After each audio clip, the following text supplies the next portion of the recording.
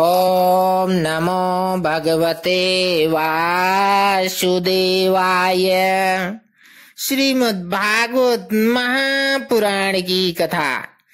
कृष्णं नारायणं वन्दे, कृष्णं वन्दे व्रजप्रियम्, कृष्णं द्वैपायनं वन्दे, कृष्णं वन्दे पृथासुतम्।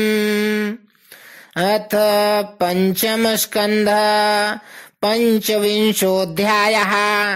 श्री शंकरषण देव का विवरण और स्तुति।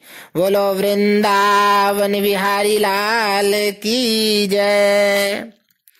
श्री सुखदेव जी कहते हैं, राजन, पाताल लोक के नीचे 30,000 योजन की दूरी पर अनंत नाम से विख्यात भगवान की तामसी नित्य कला है। यह अहंकार रूपा होने से दृष्टा और दृश्य को खींचकर एक कर देती है। इसलिए 5 रात्र अगम के अनुयायी भक्तजन इसे शंकरषण कहते हैं। इन भगवान अनंत के 1000 मस्तक हैं। उनमें से एक पर रखा हुआ यह सारा भूमंडल सरसों के दाने के समान दिखाई देता है। प्रलय काल उपस्थित होने पर जब इन्हें इस विश्व का उपसंहार करने की इच्छा होती है, तब इनकी क्रोधवश घूमती हुई मनोहर भ्रिकुटियों के मध्य भाग से शंकरषण नामक रुद्र प्रकट होते हैं। उनकी व्यूह संख्या 11 है। वे सभी 3 नेत्रों वाले होते हैं और हाथ में 3 नोकों वाले शूल लिए रहते हैं। भगवान शंकरषण के चरण कमलों के गोल गोल स्वच्छ और अरुण वर्ण नख मणियों की पंक्ति के समान देदीप्यमान हैं। जब अन्य प्रधान भक्तों के सहित अनेकों नागराज अनन्य भक्ति भाव से उन्हें प्रणाम करते हैं, तब उन्हें उन नखमणियों में अपने कुंडल कांति मंडित कमनीय कपोलों वाले मनोहर मुखार बिंदों की मनमोहिनी झांकी होती है और उनका मन आनंद से भर जाता है। अनेकों नागराजों की कन्याएं विविध कामनाओं से उनके अंग मंडल पर चांदी के खंभों के समान सुशोभित उनकी वलय विलसित लंबी लंबी श्वेत वर्ण सुंदर भुजाओं पर अर्गजा चंदन और कुंकुम पंख का लेप करती हैं। उस समय अंग स्पर्श से मथित हुए उनके हृदय में काम का संचार हो जाता है। तब वे उनके मद विह्वल सकरुण अरुण नयन कमलों से सुशोभित तथा प्रेम मद से मुदित मुखार विंद की ओर मधुर मनोहर मुस्कान के साथ सलज्ज भाव से निहारने लगती हैं। वे अनंत गुणों के सागर आदिदेव भगवान अनंत अपने अमरस असहनशीलता और रोष के वेग को रोकते हुए वहां समस्त लोकों के कल्याण के लिए विराजमान हैं। देवता, असुर, नाग, सिद्ध, गंधर्व, विद्याधर और मुनिगण भगवान अनंत का ध्यान किया करते हैं। उनके नेत्र निरंतर प्रेम मद से मुदित चंचल और विह्वल रहते हैं। वह सुललित वचनामृत से अपने पार्षद और देव यूथपों को संतुष्ट करते रहते हैं। उनके अंग पर नीलांबर और कानों में केवल एक कुंडल जगमगाता रहता है तथा उनका सुभग और सुंदर हाथ हल्की मूठ पर रखा रहता है। वे उदार लीलामय भगवान शंकरषण गले में वैजयंती माला धारण किए रहते हैं, जो साक्षात इंद्र के हाथी ऐरावत के गले में पड़ी हुई स्वर्ण की श्रृंखला के समान जान पड़ती है, जिसकी कांति कभी फीकी नहीं पड़ती।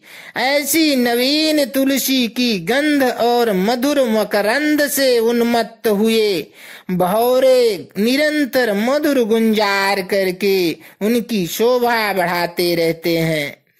परीक्षित, इस प्रकार भगवान अनंत महात्म्य श्रवण और ध्यान करने से मुमुक्षुओं के हृदय में आविर्भूत होकर उनकी अनादिकालीन कर्म वासनाओं से ग्रथित सत्व रज और तमो गुणात्मक अविद्यामयी हृदय ग्रंथि को तत्काल काट डालते हैं। उनके गुणों का एक बार ब्रह्मा जी के पुत्र भगवान नारद ने तुम्बुरु गंधर्व के साथ ब्रह्मा जी की सभा में इस प्रकार गान किया था, जिनकी दृष्टि पड़ने से ही जगत की उत्पत्ति, स्थिति और प्रलय के हेतुभूत सत्वादि प्राकृत गुण अपने अपने कार्य में समर्थ होते हैं, जिनका स्वरूप ध्रुव अनंत और अकृत अनादि है, तथा जो अकेले होते हुए ही इस नानात्मक प्रपंच को अपने में धारण किए हुए हैं, उन भगवान शंकरषण के तत्व को कोई कैसे जान सकता है, जिनमें यह कार्य कारण रूप सारा प्रपंच भास रहा है, तथा अपने निज जनों का चित्त आकर्षित करने के लिए की हुई जिनकी वीरता पूर्ण लीला को परम पराक्रमी सिंह ने आदर्श मानकर अपनाया है। उन उदार वीर शंकरषण भगवान ने हम सब पर बड़ी कृपा करके यह विशुद्ध सत्वमय स्वरूप धारण किया है, जिनके सुने सुनाए नाम का कोई पीड़ित अथवा पतित पुरुष अकस्मात अथवा हंसी में भी उच्चारण कर लेता है, तो वह पुरुष दूसरे मनुष्यों के भी सारे पापों को तत्काल नष्ट कर देता है। ऐसे शेष भगवान को छोड़कर मुमुक्षु पुरुष और किसका आश्रय ले सकता है। यह पर्वत, नदी और समुद्रादि से पूर्ण संपूर्ण भूमंडल उन सहस्त्र शीर्षा भगवान के एक मस्तक पर एक रजह कण के समान रखा हुआ है। वे अनंत हैं, इसलिए उनके पराक्रम का कोई परिमाण नहीं है। किसी के 1000 जीभें हों तो भी उन सर्वव्यापक भगवान के पराक्रमों की गणना करने का साहस वह कैसे कर सकता है। वास्तव में उनके वीर्य, अतिशय गुण और प्रभाव असीम हैं। ऐसे प्रभावशाली भगवान अनंत रसातल के मूल में अपनी ही महिमा में स्थित स्वतंत्र हैं और संपूर्ण लोकों की स्थिति के लिए लीला से ही पृथ्वी को धारण किए हुए हैं। राजन, भोगों की कामना वाले पुरुषों की अपने कर्मों के अनुसार प्राप्त होने वाली भगवान की रची हुई ये ही गतियां हैं। इन्हें जिस प्रकार मैंने गुरुमुख से सुना था उसी प्रकार तुम्हें सुना दिया।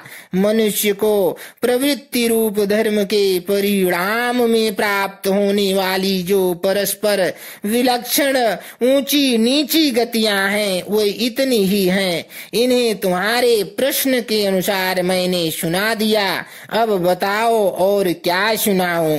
इति श्रीमद्भागवते महापुराणे पारमहंस्यां संहितायां पंचम स्कंधे भूविवर विद्यु परवर्णनम नाम पंचविंशोऽध्यायः संपूर्णः। बोलो वृंदावन बिहारी लाल की जय। बोलो विष्णु भगवान की जय।